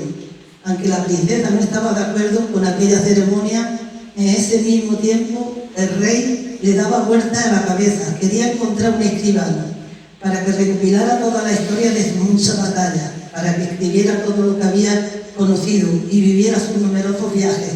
Quería que su pueblo conociera la cultura de otras lenguas. Y el escribano tenía que ser un hombre que hubiese sido viajero y conociera otros países, otras tierras, otros reinos. El rey quería que el hombre se encargara de cuidar los papiros y pergaminos que había en su palacio. También quería que las siguientes generaciones conocieran su legado y que los habitantes de su reino fueran personas cultas. Para él era un orgullo muy importante que los súbditos de su pueblo aprendieran el arte de la escritura para enseñar a las futuras generaciones y que aquellas historias quedaran escritas para siempre. Mirar la belleza de la princesa estaba prohibido, se penaba con la muerte. En la sala del trono, Xavier estaba delante de su padre, el rey. La joven no entendía por qué la quería desposar con un hombre mayor. No, padre, no estoy de acuerdo. No deseo desposarme con un viejo, espetó Xavier, llena de pena, con la voz tan suave como la seda. Sabéis que es de vuestro deber hacerlo. Di mi palabra al monarca. La ceremonia está concertada desde vuestro nacimiento. ¿Cómo habéis podido hacerme esto, padre? Yo no quiero desposarme. Padre, no le amo, le replicaba la joven, sintiendo como la rabia entraba en sus venas. Xavier, sois una princesa, futura reina. Se lo debéis a vuestros súbditos, reinará mi muerte. Debéis de tener un esposo que os proteja de todos los peligros, con un gran ejército que vele por esta tierra. La joven miraba incrédula, no podía comprender cómo su padre le había hecho algo tan cruel. Me niego, padre, afirmó ella con firmeza.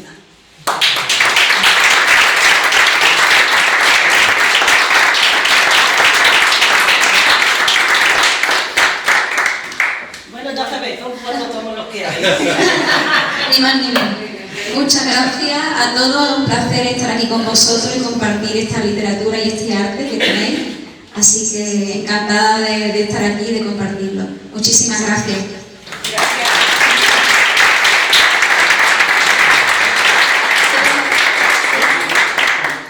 No, ya no tú. Muchas gracias, Rosa Angelina del Pozo. ¿No vas a ir nada?